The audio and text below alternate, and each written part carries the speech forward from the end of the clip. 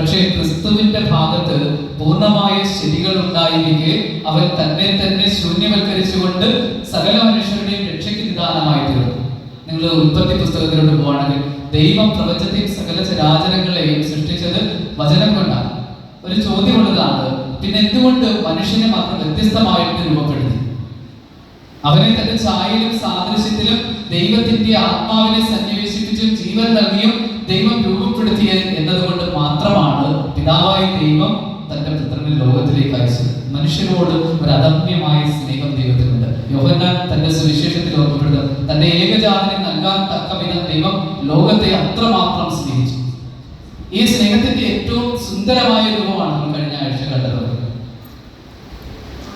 അങ്ങനെ ഒരു ക്രിസ്തുവിനെ കുറിച്ച് പൗലോസ് അപ്പോസ്തലൻ ഫിലിപ്പിയർക്ക് എഴുതിയ ലേഖനം 2-ാമത്തെ അധ്യായത്തിൽ പറയും, ദൈവമായിരുന്നവൻ അതിന്റെ സമാനതകളൊന്നും മുറുകെ പിടിക്കേണ്ട കാര്യമായി പരിഗണിക്കാതെ തന്നെ തന്നെ ശൂന്യനാക്കി ദാസന്റെ രൂപം സ്വീകരിച്ച് മനുഷ്യന്റെ പ്രകൃതത്തിലായിരുന്നു കുരിശു മരണത്തോളം അവൻ അനുസരണമുള്ളവനായിരുന്നു. ദൈവമായിരുന്നവൻ ആ സകല പരിവേഷങ്ങളും മാറ്റിവെച്ചുകൊണ്ട് നമ്മളെ പോലെ സാധാരണ ജീവിതത്തിലേക്കും ജീവനിലേക്കും അവൻ പ്രവേശിച്ചു എന്നുള്ളത്. എന്തിനു വേണ്ടിയാണെന്നുള്ളതിന്റെ ചോദ്യത്തിനുള്ള ഉത്തരമാണ് ദൈവം ലോകത്തെ അത്രമാത്രം സ്നേഹിച്ചു എന്നത് യോഹന്നാന്റെ ഭാഷ. ദൈവം ലോകത്തെ അത്രമാത്രം സ്നേഹിക്കും. നമ്മളെ ഓരോരുത്തരെയും ദൈവം ഇത്രത്തോളം സ്നേഹിക്കാൻ എന്താ കാര്യം എന്ന് ചോദിച്ചാലും ദൈവത്തിന്റെ ആത്മാവ് ജീവനുള്ള എല്ലാ മനുഷ്യരിലും കൂടി ഉള്ളതുണ്ട്. ആ ആത്മീയമായ ചൈതന്യം നഷ്ടപ്പെട്ടു പോകാൻ ദൈവം ആഗ്രഹിക്കാത്തത് കൊണ്ട് സകല മനുഷ്യരെയും ദൈവത്തായിരിക്കുന്ന തന്റെ പരദീസയിലേക്ക് തന്റെ സ്നേഹത്തിലേക്ക് ചേർത്ത് വെക്കാനായിട്ട് ദൈവം ഇഷ്ടപ്പെടുന്നതാണ്. അതിന്റെ ഏറ്റവും നല്ല രൂപം, സുന്ദരമായ രൂപം നമ്മുടെ ഓരോ വിശുദ്ധ കുർബാനയിലും കാണുന്നുണ്ട്. മുറിയപ്പെടുന്ന ക്രിസ്തു സകല മനുഷ്യർക്കും രക്ഷ നേടിക്കൊടുക്കുവാൻ തന്റെ ജീവൻ വ്യയം ചെയ്യുകയും ഇത്രത്തോളം പകർന്നു നൽകാൻ കഴിയുന്ന ഒരു ശരീരം തനിക്കുണ്ട്, അത് പകർന്നു നൽകുകയും ചെയ്യുന്നുണ്ട്. അതാണ് നമ്മൾ ഈ ഗാനത്തിൽ ആലപിക്കുന്നത്, ഇത്ര ചെറുതാകാൻ എത്ര വളരണം. നമ്മൾ ആരും ചെറുതാകാൻ അത്ര താല്പര്യപ്പെടാത്തിടത്തോളം കാലം ഈ വളർച്ചയിലേക്ക് വരാനായിട്ട് സാധ്യമാണ്.